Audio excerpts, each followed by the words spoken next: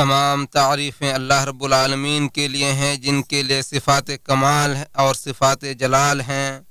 میں گواہی دیتا ہوں کہ اللہ کے سوا کوئی معبود برحق نہیں، وہ اکیلا ہے، وہ بڑا ہے، اس کا کوئی شریک نہیں۔ اور میں گواہی دیتا ہوں کہ ہمارے نبی اور سردار محمد صلی اللہ علیہ وسلم اس کے چنندہ اور برگزیدہ رسول ہیں۔ اے اللہ تو ان پر اور ان کے آل و اصحاب پر درود و سلام نازل فرما۔ اما بعد، اے مسلمانوں، میں خود کو اور آپ لوگوں کو اللہ تبارک و تعالیٰ کا تقوی اختیار کرنے کی وصیت کرتا ہوں۔ ارشاد باری تعالیٰ ہے، تم اپنے آپ کو تقوی سے آراستہ کرو، کیونکہ یہی سب سے بہترین توشہ ہے۔ اللہ کے بندو،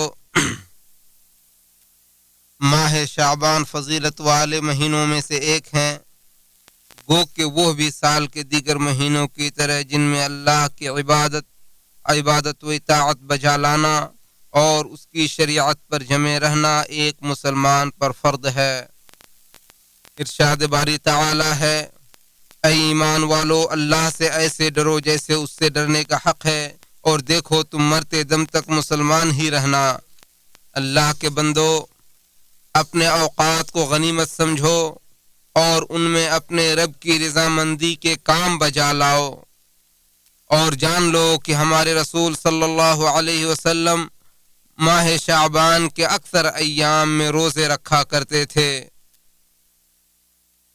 عائشہ رضی اللہ عنہا فرماتی ہیں، میں نے نبی صلی اللہ علیہ وسلم کو ماہ شعبان سے زیادہ کسی اور مہینے میں روزہ رکھتے ہوئے نہیں دیکھا۔ بخاری و مسلم۔ اور مسلم کی روایت میں ہے کہ نبی صلی اللہ علیہ وسلم تھوڑے دنوں کے علاوہ پورے شعبان میں روزہ رکھتے تھے۔ اور سلف صالحین رحمہم اللہ ماہ شعبان کو تلاوت قرآن کا مہینہ کہا کرتے تھے، کیونکہ وہ اس مہینے میں بکثرت قرآن کی تلاوت کیا کرتے تھے۔ اس لیے اللہ آپ پر رحم فرمائے، آپ ان مہینوں میں اللہ تعالیٰ کی اطاعت و قربت کے مختلف اعمال بکثرت انجام دیجیے، اور کتاب اللہ و سنت رسول اللہ صلی اللہ علیہ وسلم میں جن بھلے کاموں پر ابھارا گیا ہے، جیسے نماز، روزہ، عمرہ، صدقہ، احسان، کثرت ذکر، تلاوت قرآن، مسلمانوں کے لیے مفید افعال اور اللہ رب العالمین کی قربت کے اعمال وغیرہ کو بجا لانے میں سبقت کیجیے۔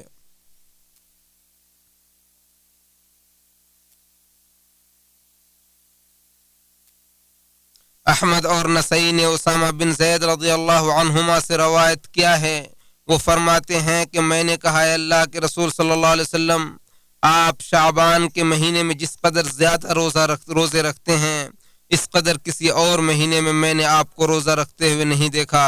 تو آپ صلی اللہ علیہ وسلم نے فرمایا، یہ رجب اور رمضان کے درمیان ایسا مہینہ ہے جس کی فضیلت سے اکثر لوگ غافل ہیں۔ یہ ایسا مہینہ ہے جس میں اللہ رب العالمین کے سامنے سارے اعمال پیش کیے جاتے ہیں، اور میں یہ چاہتا ہوں کہ جب میرے اعمال پیش کیے جائیں تو میں روزے سے رہوں۔ محدثین نے اس حدیث کی سند کو حسن قرار دیا ہے۔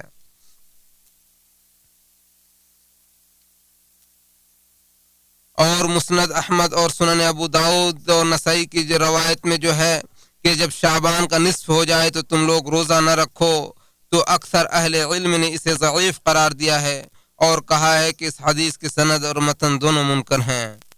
اور جن لوگوں نے اس حدیث کو صحیح کہا ہے تو انہوں نے اس کا مفہوم یہ بیان کیا ہے کہ اس میں نصف شعبان کے بعد ان لوگوں کے لیے روزہ رکھنے کی ممانعت ہے جنہیں روزہ رکھنے کی عادت نہیں، بلکہ وہ احتیاط کے طور پر رمضان سے پہلے روزہ رکھتے ہیں، لہٰذا ان کے لیے روزہ رکھنا درست نہیں ہے۔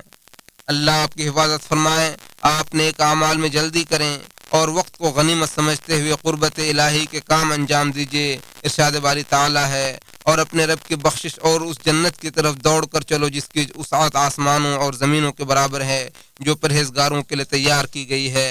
میں انہی کلمات، اللہ تعالی ہمارے اور آپ کے لیے قرآن کو بابرکت بنائے، میں انہی کلمات سے اپنی بات کو ختم کرتا ہوں اور اللہ تعالیٰ سے مغفرت طلب کرتا ہوں۔ آپ بھی اس سے مغفرت طلب کریں، یقیناً وہ بہت زیادہ بخشنے والا اور رحم کرنے والا ہے۔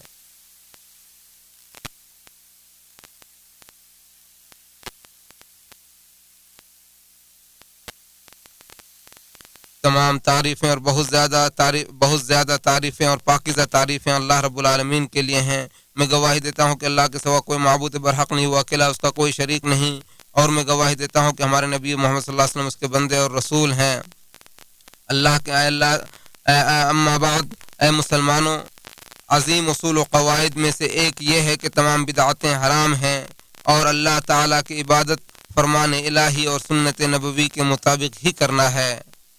اور اللہ آپ کو توفیق دے۔ یہ بات جان لیجئے کہ 15ویں شعبان کی رات میں خصوصی طور پر نماز ادا کرنے اور دن میں روزہ رکھنے کی شریعت میں کوئی بھی معتبر دلیل نہیں ہے، بلکہ تمام فقہی مذاہب کے محقق علماء کرام نے اسے بدعت قرار دیا ہے۔